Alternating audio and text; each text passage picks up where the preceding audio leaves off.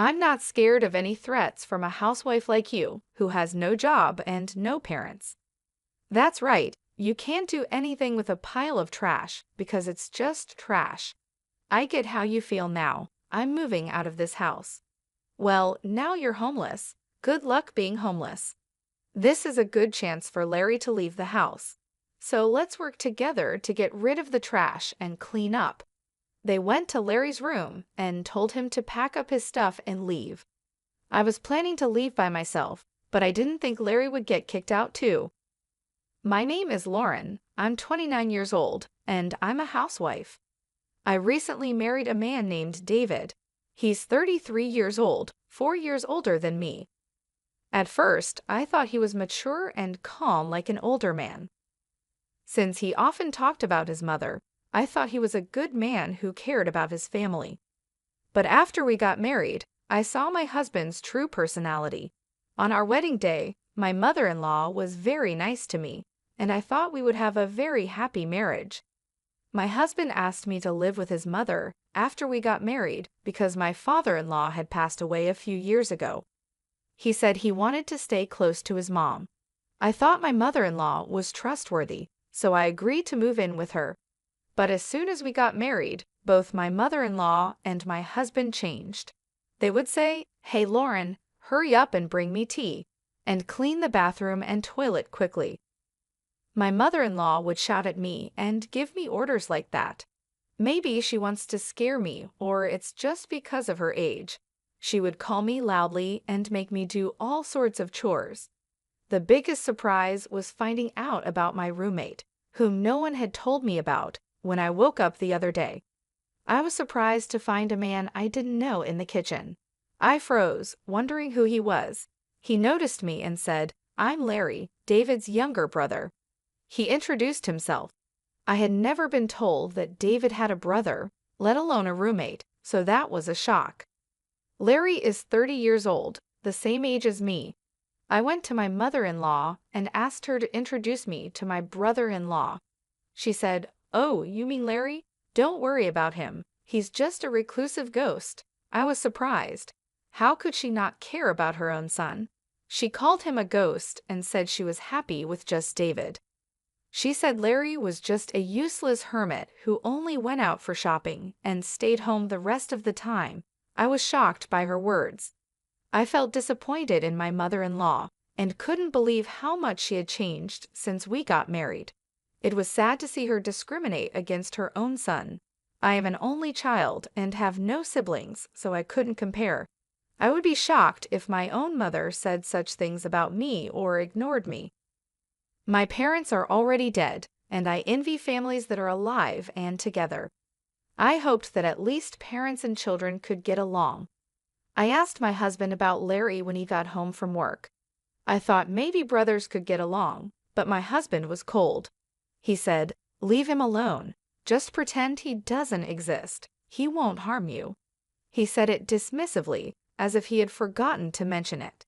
I was disillusioned by how he called his own brother heir. My husband had no family memories or anything. He was just a mama's boy. I finished my chores for the day and went upstairs, feeling regret about my marriage. Then I bumped into Larry, who was just going to the bathroom. "You married my brother, didn't you?" Larry said to me. "Yeah, what's wrong?" I replied, "I'm sorry, it's nothing. But I won't say anything bad. You'd better get out of here." "What?" I asked, confused. "I'm sorry, but you should get a divorce," he said. I was a little offended and confused. I was shocked at how my husband and mother-in-law acted. I married my husband because I loved him. It's unbelievable that Larry would ask me to end our marriage after just one day. "It's none of your business. I can handle it," I said. "I'm a competitive person." "I'm sorry about that," said Larry. "I'm also sorry for my outburst," he added, bowing his head. I thought he was acting strange. Until a little while ago, I thought I understood why my mother-in-law, and I felt uneasy about the rules. He apologized so politely that I'm not sure if he really meant it. Maybe he was just trying to be nice and warn me. As I was thinking about that, Larry said, "Excuse me," and went into his room. My mother-in-law and husband say my brother-in-law is a strange recluse, but to me, he seems like a decent person who deserves respect. The next day, while I was putting breakfast on the table, Larry came down to get a drink. I said, "Good morning, Larry. Why don't you join us for breakfast?" "Good morning, Lauren. Thank you for asking," Larry replied, glancing at his mother. "I'm not eating breakfast with him." "Just get the breakfast done," she yelled at me. "It's okay," Larry said quickly and went back to his room. I wanted to apologize for my strong words yesterday, but I couldn't do it. Hey, all you have to do is housework. Don't do anything unnecessary, okay? My mother-in-law gave me a fierce glare. I was stunned by her harsh attitude. Even though I was the bride, I didn't expect this kind of treatment, and my husband's behavior toward me changed drastically. "What the heck? Today's menu is curry." "You should have told me before lunch. I had curry for lunch too," he shouted. "How was that my fault? Why didn't he call me and tell me he had curry for lunch and wanted something else?"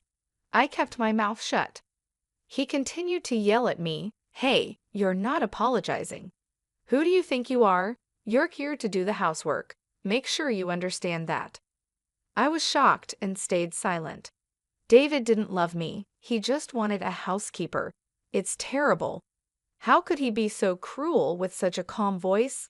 They didn't care about me. They just wanted to make themselves comfortable. They were using me. Seeing them giggling and watching TV in the living room, I walked upstairs. As soon as I got upstairs, I burst into tears. Then a hand gently offered me a handkerchief. "I still think you should leave," said a familiar voice. I looked up, and it was Larry. "I'm sorry. I'm so sorry," he said. I wiped my tears in a hurry. "I'm sorry I used your handkerchief." "No, I gave it to you because I wanted you to use it," Larry said. I heard what my brother and mother said. "I knew it. They're the worst," he continued. When Larry said that, I asked him what he meant by "I knew it." Larry said he had been in a similar situation before. I asked him for more details, and he told me that my husband had promised to marry another woman before, but because my mother-in-law and husband treated her the same way they treat me now, she ran away just before the wedding. Hearing that story made me feel a bit relieved. It showed that my husband and mother-in-law were pretending to be nice before marriage to avoid scaring away the bride. I felt hopeless. How could I have trusted them? But I had nowhere else to go if my husband left me. I'm just a housewife. My husband and mother-in-law wouldn't let me get a part-time job. I can't even move out and rent another place. I didn't know what to do. All I could do was cry. Then Larry said, "If we keep talking here, it will look suspicious. Let's talk at a coffee shop next time, if you like." He handed me a piece of paper with his contact information on it and went back to his room. I was determined to get out of this house. I was thinking about how my struggle for survival had just begun. I told my mother-in-law I was going to the city office and then stopping by the supermarket on my way home. She warned me not to leave any chores undone. I made sure everything was perfect before leaving. She grumbled about not accepting it if I was late for dinner. I pretended to agree and went to the coffee shop where Larry and I had planned to meet. I told Larry that my parents were gone, so I couldn't rely on them anymore.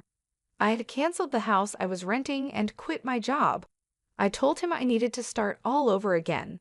It's hard to move out of the house in this situation, especially with the work that keeps me tied up with my mother-in-law and husband from early in the morning until late at night. Larry then asked me, "Lauren, can you draw?" "Huh? What do you mean?" I replied, confused. "Oh, I see. So can you?" "Yes, well, I went to art school before," I said. "Really? That's great," he exclaimed. "Yes, but how?" I asked. "Just in time. Another manga artist is looking for an assistant. You can do it remotely," Larry said. "But I don't have a computer right now," I responded. "I'll lend you my computer that I'm not using right now," Larry said. "Really? Thank you so much. But why do you have an extra computer? What do you do for a living?" I asked. "That's kind of you to ask. You don't think I'm just a recluse, do you?" No, you use polite words a lot. and you look neat and tidy, so I don't think that at all. Do you work from home? I replied. Yes, actually, I'm an engineer, Larry said. An engineer? I didn't know that. I didn't realize you were a business owner, I exclaimed. Yes, I used to work for a company, but now I run my own business. It's easier for me to take orders on my own. We also have web designers as employees. We only have a few people, so everything is done remotely, he explained. I see, so that's why you're home all the time. But your mother and David said you're just home doing nothing. Haven't you told them the truth? I asked. I don't see any benefits in telling those two, Larry replied. True, but if you're such a good manager, why don't you just leave that house? I wondered. Larry then shared his thoughts with me for the first time. Let's not talk about me. I need to introduce you to the manga artist, he said. Larry made a phone call right away, and soon a remote interview was set up for me. I was going to have an interview with the manga artist on Wednesday. My mother-in-law usually had lessons after which she would go out with other participants, so I could do the remote interview then. I seemed to make a good impression in the interview and got hired immediately. Considering my situation, they said they would send the hiring documents in an envelope addressed to Larry, so I was all set for the job. Next, we needed to find a place for me to stay. I have a friend who works for a real estate agency. He can give you a good deal, Larry told me. Who is this guy? He seems to have all kinds of resources. Our search for a new place to stay went well, and we were able to sign a contract for a place that met my needs. Just when everything was starting to go smoothly, I had a fight with my husband one day. Hey, where's dinner? My husband woke me up while I was sleeping in the bedroom. He was a bit drunk, like he had just come home from drinking. Dinner? It's midnight. Besides, you said you didn't want to eat because you were going out for drinks, I said. Shut up. The king is home, and you don't even get up to greet him. Now you say you didn't make dinner? You're a bad wife, so useless. His words made me really angry. Do you have any idea how hard I've been working with your mother for you? How can you act so superior to me? That's because you're my wife. A wife should support her husband, and your job is to take care of the house. If you can't do your chores, don't go against me. A wife who can't do the housework is just like trash. As my husband said this, I heard the door open. My mother-in-law left in an awkward way. You're just like trash. Larry is also trash, and this place looks like a dump. My husband sneered as my mother-in-law agreed. Yes, let's take out the oversized trash, he added. What did you just say? I asked him. He opened the drawer and pulled out a piece of paper. This is what I mean. It's a divorce paper. You're no good to me anymore. I'm going to find another wife who can take your place. That's why I'm divorcing you. Get out of my house. You're disgusting. You think your wife is just a slave. The best wife is one who acts like a housekeeper. Don't you worry about saying things like that. I hope you regret what you just said one day, I replied. What are you trying to say? I'm not afraid of any threats from a housewife with no job and no parents like you, he laughed. My husband and my mother-in-law laughed together. That's so true. You can't do anything about it because you're just trash. Well, I understand how you feel now. I'm going to move out of this house. I said that and signed the divorce papers. Then I left. I put the divorce papers in my bag and started to pack my stuff. My mother-in-law and husband watched me with grins on their faces. Now you're homeless. What on earth are you going to do now? Well, it's none of our business anymore. Good luck, homeless lady. Oh, and Larry, this is a good time for him to get out too. Yeah, let's take out the trash and clean this place up. After we get rid of him, we'll tear down the wall and make it bigger and more comfortable. My husband and mother-in-law were already talking about what they would do after we were kicked out. Then they went to Larry's room and told him to pack up his belongings and leave. I was planning to leave anyway, but I never thought they would kick Larry out too. I kind of regretted letting my emotions take over and having a fight with my husband. I'm sorry, Larry. It's my fault. No, don't worry about it, Larry said. I already realized I can't live with them anymore. Besides, I have other things I'm interested in. Maybe it was lucky we had that fight, he smiled. It seemed like Larry wasn't bothered by leaving, which made me feel a bit better. 5 days later, on Wednesday, when my mother-in-law was out of town, Larry and I called a moving company and moved out. After we finished moving, my mother-in-law called my new place. Don't worry, we have already left, I said. Larry came with you, didn't he? She asked. Yes, we moved out together. I'm glad I don't have to see you guys anymore, she said happily and hung up. But what she didn't know was that Larry and I were planning revenge. I managed to move my belongings and start a new life just in time. Thanks to Larry, I got a lot of money for my husband in the divorce. Larry had recorded what my husband and mother-in-law said during the fight. Their words were considered harassment, which helped prove the divorce was my husband and mother-in-law's fault. I was able to claim a lot of money as revenge on my husband. Larry's friend, a lawyer, helped me get the alimony. My husband was shocked and accepted the payment. I was really grateful for Larry's help and decided not to mention it anymore. A few days later, I got a lot of phone calls from my ex-mother-in-law. It felt like a demon knocking at my door. I realized I had forgotten to block her number, so I had no choice but to answer the phone. Lauren, where are you? She demanded. There's no way I'll tell you that. We're strangers now, I replied. Please don't say that, she begged. I'm calling because, where's Larry? She asked. Huh, why are you asking about Larry? I replied. I'm looking for him, but I can't reach him anymore, she said. That's too bad. Maybe he doesn't like you anymore, I said, trying to provoke her. Then someone else took the phone. Don't be silly. You two moved out together. You must know where he is. You're a bunch of jerks. I did know where Larry was, but I wasn't going to tell them. I'm afraid I don't know. You'll have to find him yourself, I said. Where the heck are you anyway? You don't have a home, a job, or a place to live. If you're willing to beg, I might let you come back, but you'd have to be my housekeeper, she said. Who's coming back to you? I have a job and a place to live. I'm not going back to you, I replied. That's a lie, she shouted. My ex-husband was surprised because he didn't know I could get everything sorted out so quickly. I didn't bother to correct him. Please don't call me again. If you call me or come near me, I'll call the police, I said, and then hung up the phone. I blocked my mother-in-law's number right away. I had already blocked my ex-husband's number. They were so panicked because they had just realized something important.